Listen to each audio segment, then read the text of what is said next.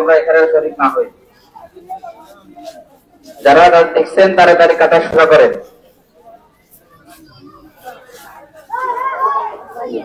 রাস্তাতে যারা আছেন একটু আপনারা মাঠে চলে যান। রাস্তায় যারা আছেন তাদের জন্য অনুরোধ হচ্ছে, আপনারা দয়া করে রাস্তাতে যারা আছেন তারা একটু ছেড়ে যান এবং দ্রুত দেখেন, দ্রুত দেখে আমরা কাটা শোনা করি।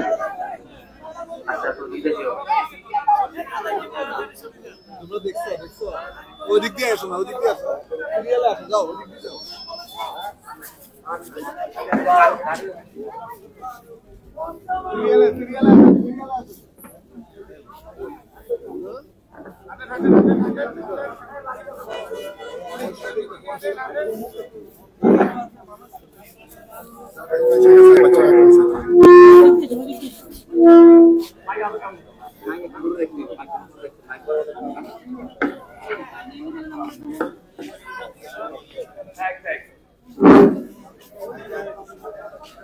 এখনই জানাজা আরম্ভ হবে। যারা এখনো দেখছেন আপনারা তাড়াতাড়ি করে দেখুন এবং রাস্তায় যারা আছেন দয়া করে আপনারা কাতারবদ্ধ হয়ে যান।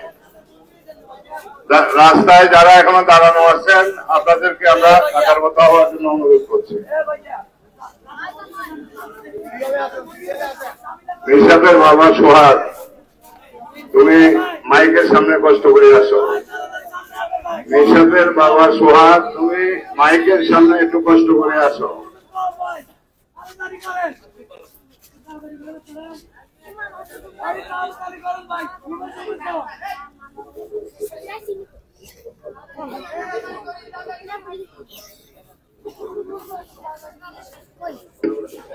কথা বলতো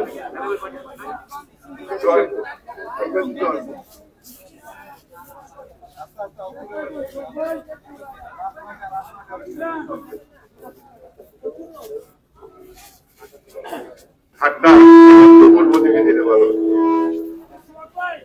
রাস্তার খাটনা পূর্ব দিকে দিলে মানুষ হাঁটার জায়গা পাইত। কাদা দিয়ে কথা বললাম না, যেগুলো লম্বা হওয়া দরকার। হ্যাঁ শোনো, এখানে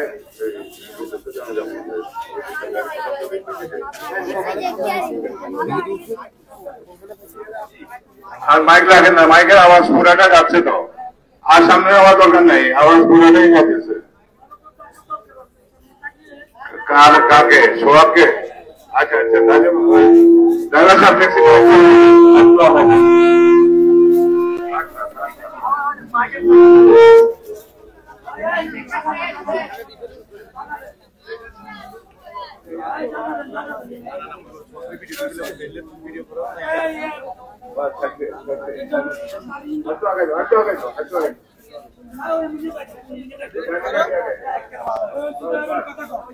ঠিক আছে ঠিক আছে ঠিক আছে।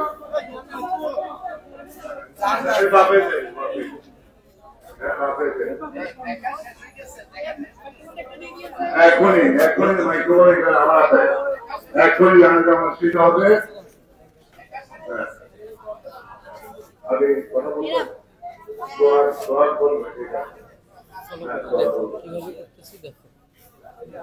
সম্মানিত মুসলিয়া, আমাদের সামনে যে শাহিদ আছে মুদ্রা হিসাবে, তাকে আপনারা অনেক কিডন্যাপ হয়েছে, তাকে মেরে ফেলা হয়েছে।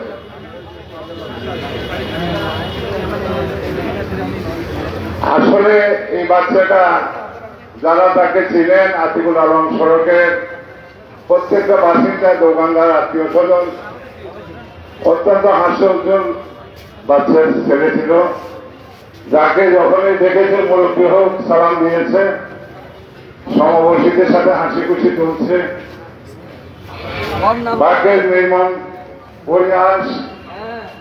আজকে এই বাচ্চার কোন শত্রু থাকার কথা না, তারপরেও তাকে আততায়ীর হাতে, দুষ্কৃতিকারীদের হাতে, খারাপ মানুষের হাতে মৃত্যুবরণ করতে হয়েছে।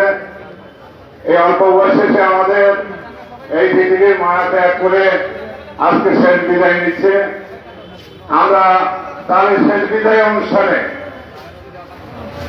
আল্লাহর কাছে যদি কোনো কারণে কখনো কোন রকম কোন অন্যায় বা বেয়াদবি বা ভুলভ্রান্তি করে থাকে আমরা আল্লাহর কাছে ওনাকে সবাই মাফ করে দিই। আল্লাহ পাক রব্বুল আলামিনের কাছে আমরা এই কামনাই করি আল্লাহ যেন এই বাচ্চাটাকে দোষ নসিব করে। এরপরে ওর গ্রামে বাড়ি ফুলকাতি জয়পুর, তার বাবা সোহাগ, তাকে আপনারা সবাই চিনেন, শিবনী শহরে একজন ব্যবসায়ী এবং এসপিসির কর্মকর্তা। তো এখানে মাওলানা কামাল সাহেব জানাজা পড়াবেন। এখন আর দেখার কিছু নাই, বন্ধ করে দিতে পারেন। তো আমাদের উদ্দেশ্যে শুধু 2 মিনিট সোহাগের বাবা, এই বাচ্চার বাবা সোহাগ এখন আমাদের সামনে 2 মিনিট কথা বলবেন, তারপরে ইনশাআল্লাহ জানাজা অনুষ্ঠিত হবে। সোহাগ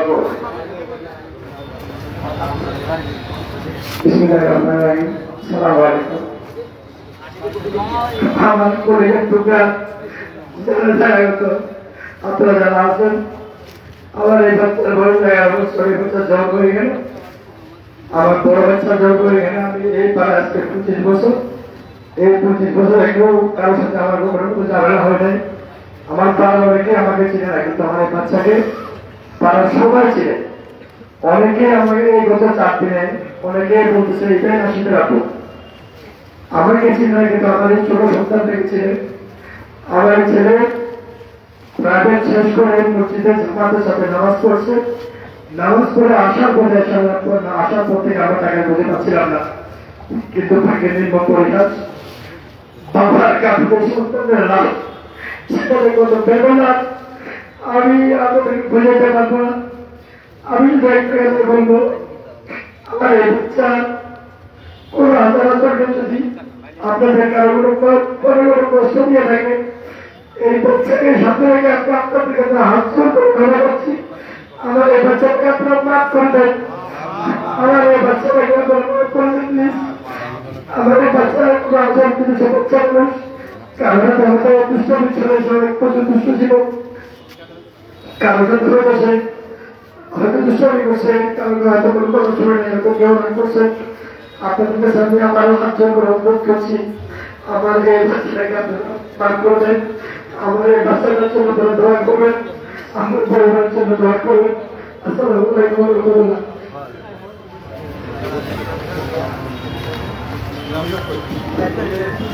আর যারা আপনারা ঘুরে গেছে জানাজা যারা থাকবেন তারা এখানে জানাজা পড়ে গেছেন, যারা ঘুরে যে জানাজা হলো আপনারা এখন জানাজা পড়ছে, যারা ঘুরে যে যাবেন তারা জানাজা থাকবেন। সালাম আলাইকুম। আমরা এখানে যারা জানাজা পড়বো দয়া করে আমরা সবাই সারিবদ্ধ হয়ে যাই, এখন এই অনুষ্ঠানে আমাদের জানাজা পড়াবেন।